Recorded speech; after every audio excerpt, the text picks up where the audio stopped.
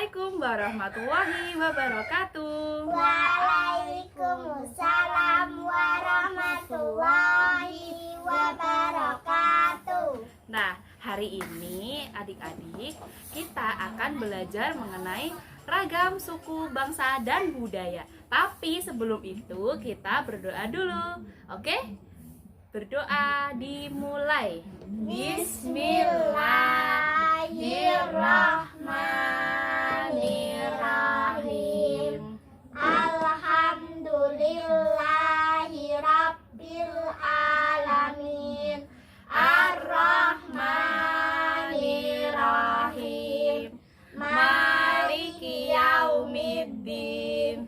Iyyaka na'budu wa iyyaka nasta'in. Ihdinas siratal mustaqim. Siratal Ladina an'amta alaihim ghairil maghdubi alaihim waladdallin. Amin. Nah, sebelum kita memulai pelajaran, kita nyanyi dulu supaya nanti kita siap untuk menerima pelajaran yang Ibu berikan. Oke? Gak apa-apa, tepuk-tepuk tangan dulu aja, gak apa-apa ya nanti. Karena kan belum hafal ya.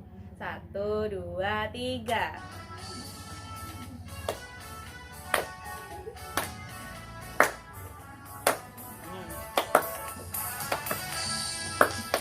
Kerajaan di Nusantara bermacam-macam, bercorak-corak. Kali ini kita belajar kerajaan yang coraknya Hindu-Buddha. Ayo kawan, kita mengenal kerajaan yang ada di Nusantara. Kali ini yang bercorak Hindu-Buddha yang tersebar di seluruh Nusantara. Yang pertama adalah Kutai, Tarumanegara, dan juga Kalingga.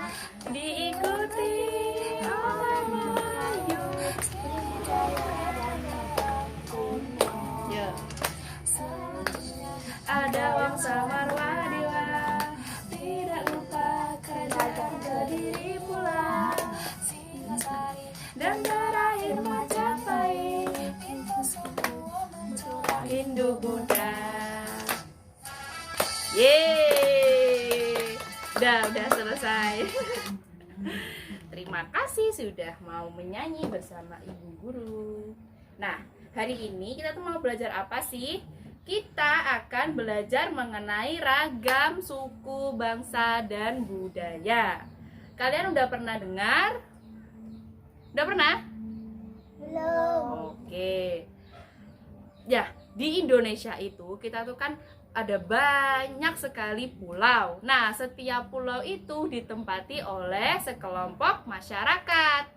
Sekelompok masyarakat itu namanya adalah suku. Di Indonesia itu banyak sekali suku. Contohnya nih, yang pertama di Jawa. Di Jawa ada yang namanya suku.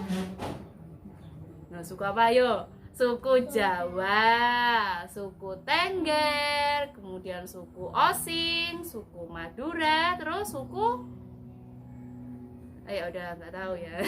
Kemudian di Jawa Barat ada suku suku Sunda. Di Jakarta ada suku Betawi. Di Aceh ada suku Gayo. Kemudian suku Aceh dan suku sebagainya. Nah, setiap suku itu melahirkan suatu budaya atau menghasilkan suatu budaya. Budayanya apa? Kalian tahu?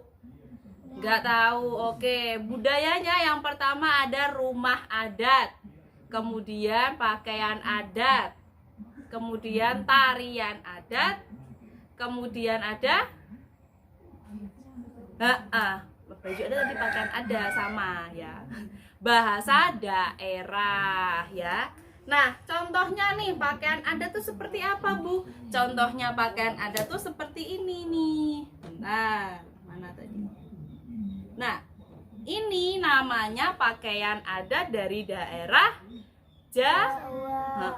Jawa Tengah. Kemudian yang ini. Nah, ini pakaian adat dari daerah Ya, betul sekali, Papua. Kenapa sih kok pakaian adatnya berbeda-beda? Karena ini dipengaruhi oleh tempat tinggalnya. Nah, kalau di Papua itu kan panas, tempat tinggalnya tuh desa tuh panas. Makanya pakaian adatnya tuh kayak gini. Yang atas gak pakai baju, yang bawah cuma pakai baju seliwir-seliwir. Nah, ini supaya apa? Supaya gak gerah. Nah, kalau di tempat tinggal di pegunungan, pakaian adatnya tuh lebih tertutup seperti di Jawa ini nih. Di Jawa kan kebanyakan ada yang tempat tinggalnya di gunung-gunung. Nah, makanya pakaian adatnya itu seperti ini supaya menghangatkan tubuh biar tidak kedinginan gitu. Lalu ada rumah adat. Ini mana ya panahnya? Nah, rumah adat yang pertama ada ini nih. Nah, ini rumah adat mana? Ini namanya rumah adat daerah Jawa. Namanya joglo. Gitu ya adik-adik. Nah, ini namanya rumah adat joglo. Terus yang ini rumah adat daerah Minangkabau, namanya rumah gadang. Nah, ini kan rumah gadangnya di bawahnya ini kan seperti rumah panggung. Kenapa demikian? Karena kebanyakan suku Minangkabau itu tinggalnya di pedalaman atau di dalam hutan. Nah, dibuat seperti ini supaya hewan-hewan liar tidak bisa masuk ke dalam rumah. Itu. Nah, selain rumah adat, pakaian adat, kemudian ada bahasa daerah. Bahasa daerahnya suku Jawa apa? Ada yang tahu? Loh, kita ini orang Jawa masa nggak tahu daerah Jawa? Bahasa bahasa Jawa. Betul. Nah, kalau di daerah Jawa Barat kebanyakan pakai bahasa Sunda karena kebanyakan suku Sunda. Kalau di Jakarta bahasanya bahasa Indonesia, bahasa Betawi gitu. Kok beda-beda? Ya karena sukunya berbeda, makanya bahasanya itu berbeda-beda.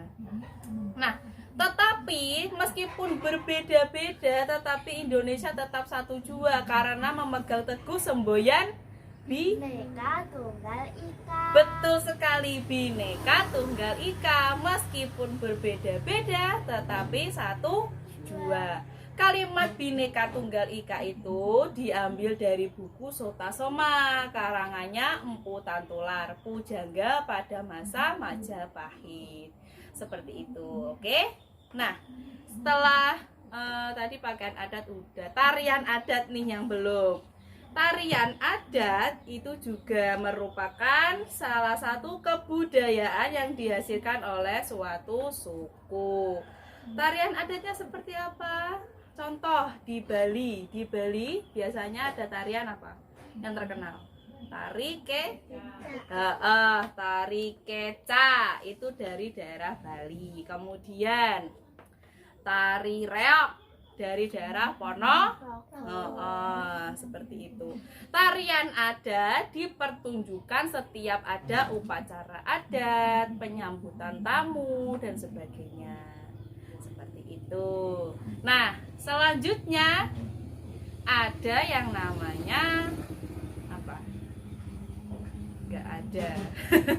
Kok enggak ada? Ini gimana? Bentar, saya carikan tari keca.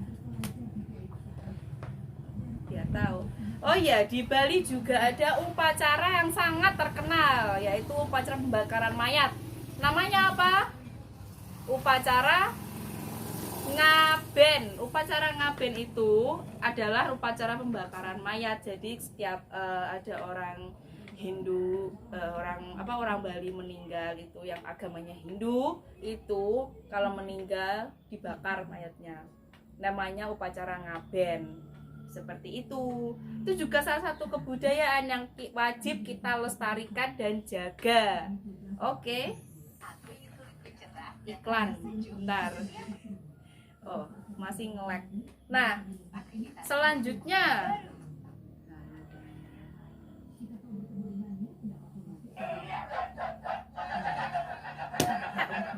nah, ini namanya tari kecak.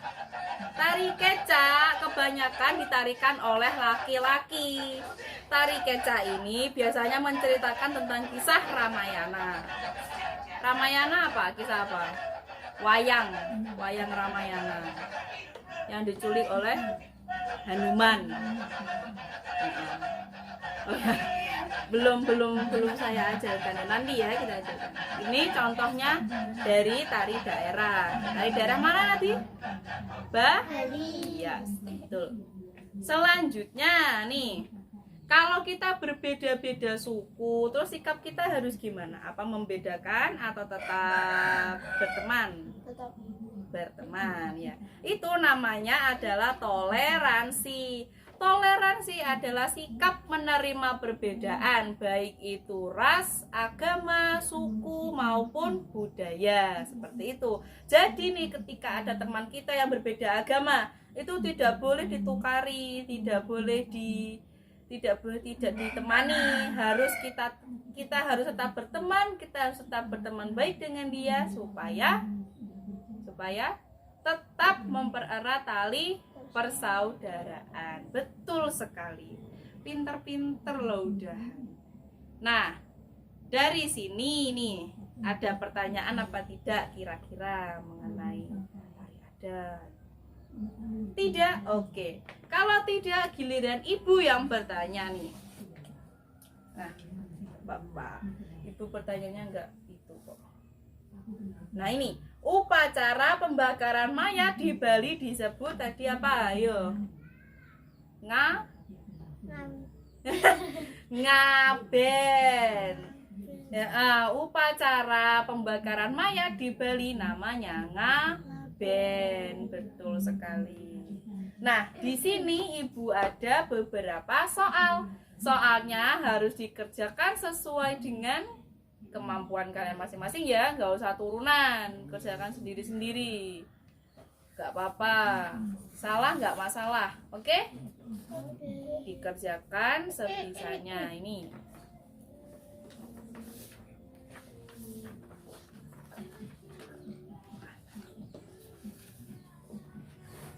yuk dikerjakan sebisanya.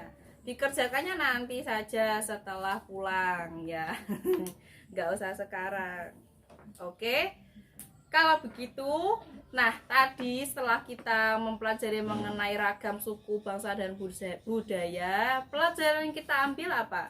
Pelajarannya adalah meskipun berbeda-beda tetapi tetap kita tetap satu jua. Itu namanya semboyan Bhinneka Tunggal Ika. Diambil dari buku Sotasoma karangannya Empu Tantolar. Nah, jadi meskipun kita tetap berbeda-beda, kita nggak boleh membedakan. Kita tetap berteman, tetap bersaudara. Karena apa? Karena kita itu manusia biasa yang diciptakan oleh Tuhan, ya, diciptakan oleh Allah. Jadi nggak boleh dibeda-bedakan. Kita tetap sama, ya. Oke, sepertinya sekian yang bisa Ibu jelaskan. Kiranya ada kurangnya, mohon maaf. Jangan lupa dikerjakan ya, dikerjakan, jangan sampai nggak dikerjakan. Kita tutup dengan bacaan wal asri. Oke, berdoa mulai. Bismillahirrahmanirrahim. Wal asri innal insana lafi khusrin illal ladina amanu wa amilus solihati wa tawasau bil haqqi wa tawasau bis sabr walhamdulillahi rabbil alamin. Wassalamualaikum warahmatullahi wabarakatuh. Waalaikumsalam warahmatullahi